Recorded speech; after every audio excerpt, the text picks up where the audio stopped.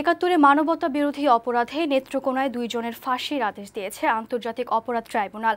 তারা হলেন মোহাম্মদ হেদায়েতুল্লাহ ওরফে আঞ্জু ও সোহরাব ফকির ওরফে সোরাব আলী। এর মধ্যে আঞ্জু পলাতক আর সোহরাব জেলে আছে।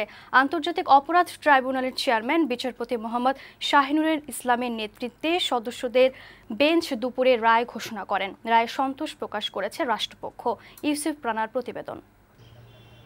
মুক্তিযুদ্ধে মানবতা বিরোধী অপরাধের অভিযোগে 2017 সালের 10 জানুয়ারি নেত্রকোনার 3 রাজাকারের বিরুদ্ধে অভিযোগ আমলে নেয় আন্তর্জাতিক অপরাধ ট্রাইব্যুনাল। এরা হলেন শান্তি কমিটির সদস্য হেদায়েতুল্লাহ ওরফে অঞ্জু বিএসসি, এনায়েতুল্লাহ ওরফে মঞ্জু রাজাকার এবং সোহরাব ফকির ওরফে সোরাব আলী। তাদের বিরুদ্ধে অপহরণ, অগ্নিসংযোগ, গণহত্যা এবং দেশ থেকে বাধ্য করা সহ 6টি অভিযোগ আনে রাষ্ট্রপক্ষ।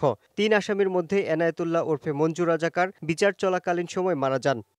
এক আসামি মারা যাওয়ায় তাকে মামলা থেকে অব্যাহতি দিয়ে অপর 2 আসামির প্রায় 3 বছর বিচার পরিচালনা করে ট্রাইব্যুনাল। সবশেষ গত 7 মার্চ মামলাটির বিচারিক কার্যক্রম শেষ করে রায় ঘোষণার জন্য অপেক্ষমান রাখেন বিচারকরা।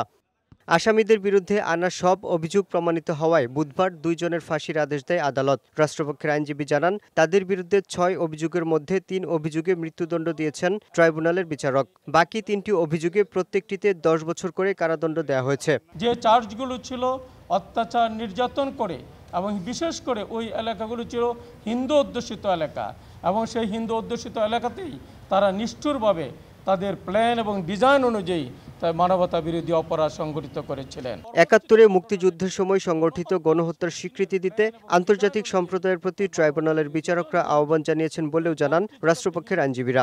এই মামলাতে আবার পুনরায় গণহত্যার বিষয়ে আগের সংজ্ঞাকে বিস্তৃত করেছেন এবং একই সঙ্গে যে এই গণহত্যা মানব সভ্যতায় যেন আর সংগঠিত না হয় আমাদের তো বটেই, এবং একইভাবে বিশ্ব সম্প্রদায়কেও গণহত্যার এই ক্ষত এবং দায় যাতে বিশ্ব সম্প্রদায়কে বহন না করতে হয় সেই বিষয়েও এই রায়ে মন্তব্য প্রদান করেছেন। একই সাথে রায়ে সন্তোষ প্রকাশ করে দ্রুত কার্যকরের দাবিও জানান তারা।